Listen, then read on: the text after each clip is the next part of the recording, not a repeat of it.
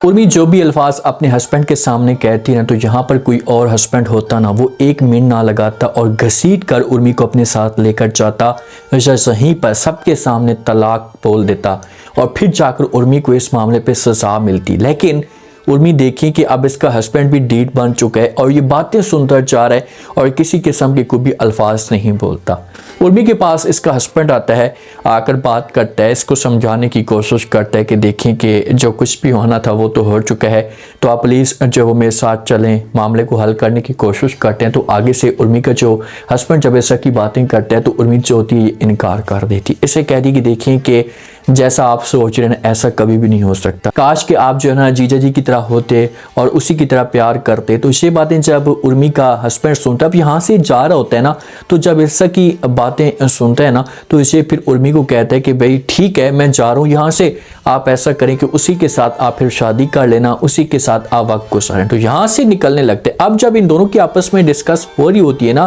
तो उर्मी की दीदी भी वहाँ पर आ रही होती है और वो बेचारी अपनी तरफ से पूरी कोशिश कर रही थी कि यार किसी तरीके से इन दोनों के बीच में मामला बेहतर हो जाएं, ताकि उर्मी जो अपने घर में चली जाए। क्योंकि इसे नज़र आ रहा होता है कि भाई अगर थोड़ी सी भी देर हो गई, 3-4 एपिसोड और चली ना, तो ऐसा समझो कि उर्मी ने मुकम्मल तौर पर अपनी दीदी के हस्बैंड के ऊपर कब्जा जमा लेना है। यहाँ से वो निकलने लगता है तो उर्मी जज्बात में आकर फैसला करती कि हाँ मैं कर लूँगी शादी। ये अल्फाज जब हस्बैंड सुनते हैं ना, तो देखिए कि यहाँ पर हस्बैंड हैरान होकर देखना शुरू कर देते हैं और उर्मी की दीदी भी ये बातें सुन लेगी। अब हर चीज़ वाज़े नज़र आना शुरू हो चुकी है,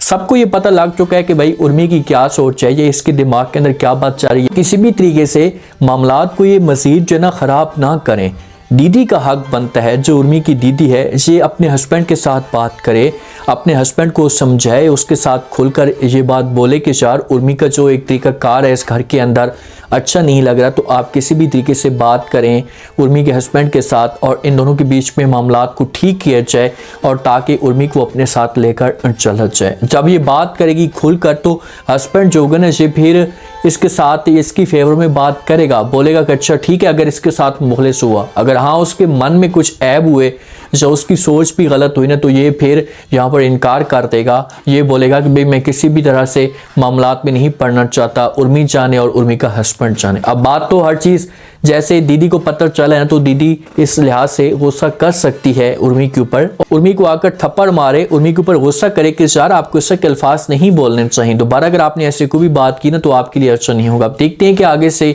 दीदी क्या करती है, और अगर दीदी चुप होती है यहाँ पर भी ना, तो फिर उर्मी का जो वो आगे से क्या रिएक्शन आता है और किस तरह से ये जीजा जी को अपने कब्जे में करने की कोशिश करती है।